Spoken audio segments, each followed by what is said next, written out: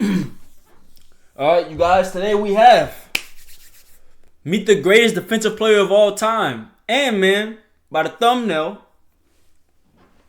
it's Lawrence Taylor. Now, as a Giants fan, this warms my heart. This makes me happy because, man, as a Giants fan, we haven't really gotten shit in the past 14 years. So it's almost been, you know what I'm saying, 20 years since we've had any success. So we can always lean back and fall back to one of the greatest defensive players of all time. Or no, I'm saying the greatest defensive player of all time, Bo. You know what I'm saying? So, man, without further ado, let's get into this video. Just took a fat ass shit. Let's go, man. GOAT conversations are often heavily debated. LeBron or Jordan, Messi or Ronaldo. They're questions that'll never have a definitive answer. But in the NFL, the answer is clear. Yes. On offense, it's Tom Brady. And on defense, it's Lawrence Taylor. Yes. Shoulders above whoever the next player is. And I've been fortunate to coach a lot of great. Holy shit, Bill! I low-key forgot Bill Belichick coached Lawrence Taylor. That's what's up, bro. Be talking about Lawrence Taylor now. That's a whole different conversation. He won 3 Defensive Player of the Year awards. Don't forget MVP. He's one of 2 defensive players to ever win MVP. He won MVP, nigga! He won MVP! No defensive players doing that shit! Except for Aaron Donald, maybe. Maybe Aaron Donald. But he's not, bro. He won MVP, nigga! He completely revolutionized the way his position is played. This is the story of Lawrence Taylor, the MVP greatest defensive player of all time. Talk to him.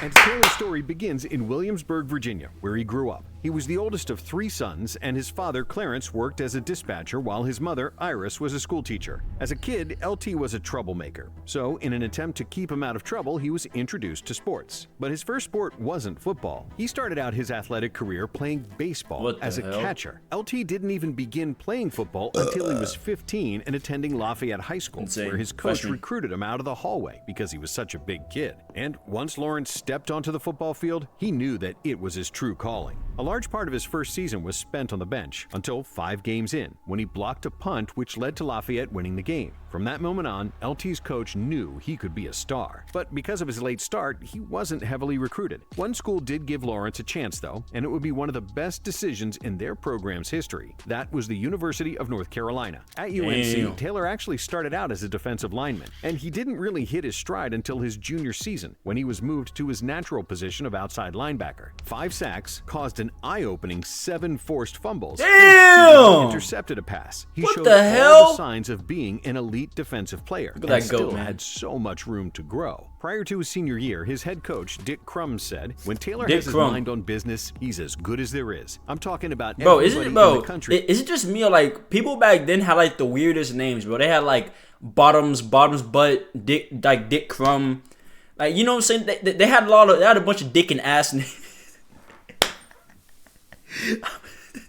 Now he is that talented. Oh my gosh, mentally ready every Saturday. As coaches, we can help him get there, but in the end, he has to develop that intensity himself. If he does, he's going to be a great one. Well, Taylor seemed to have his mind on his business his senior season, as he racked up 69 tackles, 22 tackles for loss, forced 3 fumbles, and had 16 sacks. His 16 sacks set a still-standing school record for the most of the season. But it wasn't just individual success for Taylor that season. The Tar Heels went 11-1, winning the ACC championship and were ranked 10th in the final AP ranking. LT was named a unanimous first-team All-American for his efforts, as he led the unit that finished 8th nationally in scoring defense and 11th in total defense. Taylor was also named ACC Player of the Year, becoming only the 4th defensive player since 1953 to win the award. Lawrence's play was described by his coaches with 2 words: reckless and aggressive. But that's what made him so special. He had no regard for his body or anyone else's, putting everything on the line every single snap. God, love that, don't you? His ability to take over games from the defensive side of the ball made him one of the best defensive prospects of all time going into the '81 NFL Draft. 26 of the 28 GMs in the NFL at the time said that if they had the first pick, they would take LT. But come draft night, one of the only 2 teams that weren't interested, the New Orleans Saints, took running back George Rogers with the first pick. Hey, Saints fans, I know y'all salty as hell, bro.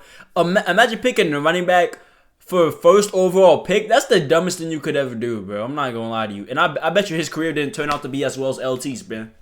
New York Giants to make one of the most important draft choices in their history, taking Lawrence Taylor second overall. Yep. The New York Giants, first round selection, Lawrence Taylor, linebacker, North Carolina. And it didn't take long for LT to start dominating the NFL competition. Lawrence Taylor was a different story. Lawrence Taylor from day one impacted the team, showed he was the best player on the field, way better than everybody else, and built the defense around him from that point going forwards. In fact, in his very first training camp practice with the Giants, LT went from the third team defense to the first team before the practice was even over. Damn! And the rest of the NFL quickly learned what the Giants had seen all summer, because during his rookie season, Taylor set the league on fire. His ability was something never seen before. He was, quite literally, his very own blitz package. Before LT's arrival, a blitzing linebacker was pretty much an afterthought, dealt with by keeping a running back in to deal with the extra pressure. But Taylor paired superhuman physicality with elite pass rush moves to easily blow past those blocking schemes, which led to the greatest rookie season ever seen from a defensive player. Unfortunately, tackles weren't an officially recorded stat until LT's career was over. That's But bullshit, the rest of his bro. accolades speak for themselves. He recorded 9.5 sacks, an interception, and a fumble recovery, earning both Damn. NFL Defensive Rookie of the Year and NFL Defensive Player of the Year honors. Bro, Taylor became how much I want to bet he had like 100-something tackles? He had to have. He had to have. Damn it! He had to have had it. Jeez, the first bro, rookie holy to shit. ever win an Offensive or Defensive Player of the Year award, a feat that has still bad, guys. not been repeated to this day. He was also named First Team All-Pro that season. And the crazy As a rookie? What the fuck? was just getting started. Because despite teams having a year of film on Taylor and adjusting their offense just to fend off his pressure, when 1982 rolled around, he continued to wreak havoc. In that strike-shortened season, LT still recorded 7.5 sacks in just 9 games, and once again was crowned the Defensive Player of the Year and a first-team All-Pro. 82 was when the rest of the NFL realized that what the Giants were doing with Taylor was changing the game. That season, the league's total passing attempts outweighed total rushing attempts for the first time ever, which meant rushing the passer was more important than ever before, and that pass rushers rather than middle linebackers were going to be what defenses were built around. So, in just 2 seasons, Taylor completely changed what it meant to be a linebacker. Prior to the 1983 season, the Giants changed the replaced their game, old man. head coach, Ray Perkins, with Bill Parcells. And of course, things changed. After Giants star inside linebacker Harry Carson was injured, Parcells decided to move LT into his inside role, which led to less pass rush opportunities, and it caused a lot of friction between the two. He was a great coach. I mean, the first week that I come to, I'm practicing. So he kept giving me that every day. I couldn't do nothing right. Couldn't do nothing right. On top of that, the Giants had a 3-12-1 record that season, and Get that nigga Parcells off the faced field, a bro. ton of criticism from the fans and the media. Frustrated by losing, Taylor started to arrive late for meetings and refused to participate in practices. I don't blame but him. somehow, he still managed to finish the season with 9 sacks, making the All-Pro. So this nigga got put at middle linebacker, and he still finished the season with 9 sacks. That's still insane. Bro, fuck this coach, bro. First team at What are you both doing? outside linebacker and inside linebacker, becoming the first player in NFL history to be selected a first-team All-Pro at 2 positions in the same year. And That's following insane. that season, LT found himself in a fight for his services. He accepted a $1 million interest-free Ooh. 25-year loan from Donald Trump with the What? agreement that he'd play for his USFL team, the New Jersey Generals. This was a decision that Taylor quickly regretted, not even a month after. So the Giants stepped in, bailed him out of the deal, and gave him a new 6-year, $6.2 This nigga, you know, I'm not even gonna talk about. Actually, yes, I am. This nigga Trump always trying to fuck shit up, bro. Leave this nigga, leave my Giants alone, bitch.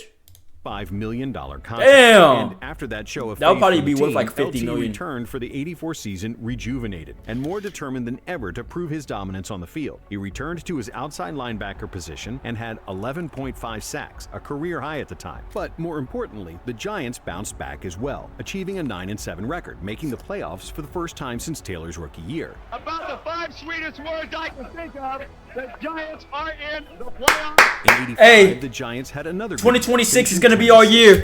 Hey, 2026 is gonna be our year, chat. The Giants are going to the playoffs. We got John Harbaugh. Oh, my bad. spearheaded by Getting carried Taylor away. in the Getting carried defense. LT had 13 sacks, a new career best, Damn. and made his 5th straight All-Pro first team. But unfortunately, one of those 13 sacks was the worst of Taylor's career. Oh, it was boy. a sack on Yep. Joe Theismann that broke his leg and Bro, ultimately yeah, ended his infamous career. Joe And while Theismann, Theismann bro. doesn't blame him for the play in any way, Taylor has never seen a clip of the play and refuses to watch it. I was concerned because, you know, even though we were rivals and stuff, I had a lot of respect for you. This was also a defining moment for the offensive tackle position in the NFL. Taylor was the first great pass rusher to consistently line up on the quarterback's blind side. And after seeing the damage that could be caused by not protecting it, the blindside tackle spot became a premium position, with teams placing their more talented linemen there. But even with all the changes being made to stop Didn't LT, matter. the following season, in 1986, he put together the greatest defensive season of all That's time. when he won MVP, Taylor baby. was simply unstoppable. He led the Giants to a 14-2 record, the best in franchise history for a 16-game season, and recording a staggering 20.5 sacks. Mind you, this was LT's Wait, my sixth bad, straight, what? a staggering 20.5 sacks. Damn! Bro, what the hell? Bro. Mind you, this was LT's 6th season in the league, so teams were using chip blocks, double teams, and even scheming plays specifically to try and neutralize him. But nothing worked. He ended the year with another Defensive Player of the Year award, making him one of only 3 players in history to win the award 3 times, alongside J.J. Watt and Aaron Donald. He also won League MVP, becoming one of only 2 defensive players ever. Wait, who to else earn won that MVP award, with and him? the first to win it unanimously. The Giants rode Lawrence Taylor's I guess MVP we'll never know. season all the way to Super Bowl 21, Yeah. where they defeated the Broncos and hoisted their Yeah. first Lombardi Trophy in franchise Let's history. go. After their 39-20 victory over the Broncos, they held the Niners to just 3 points in the divisional round. Oh, then hell yeah. shut out Washington in the conference Washington, championship. bro. A legendary No, I'm playing. defense led to the pinnacle of the sport by one of the game's most legendary players. Unfortunately, over his next 7 seasons, Taylor only played a full 16-game season 3 Damn. times due to various occurrences. From injuries to suspensions to strikes, the latter half of his career was far from smooth sailing. But that doesn't mean LT wasn't still dominant. In '87, he had 12 sacks, despite playing just 12 games. Then, at the start of the '88 season, he was suspended from the league for 30 days for his second substance abuse violation. Taylor checked himself into rehab, and when he returned to the field, it was like he never left. He finished the year with 15.5 sacks in 12 This dude just games, averages, like, including at a least 12 sacks, legendary bro, a performance season, against the at New least. Orleans Saints, where LT played through a torn pectoral muscle.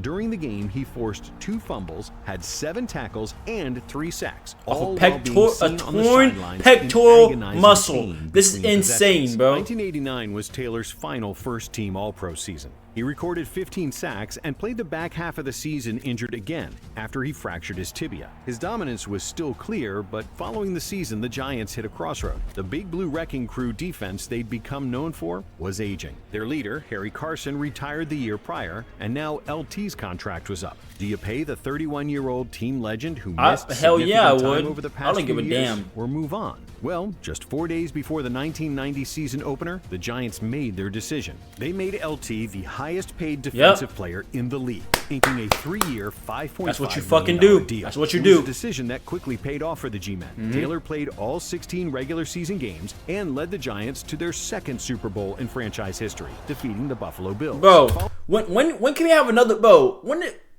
Do we have the same GM as before, bro? Because if we do, he needs to wake the fuck up and act like this, bro.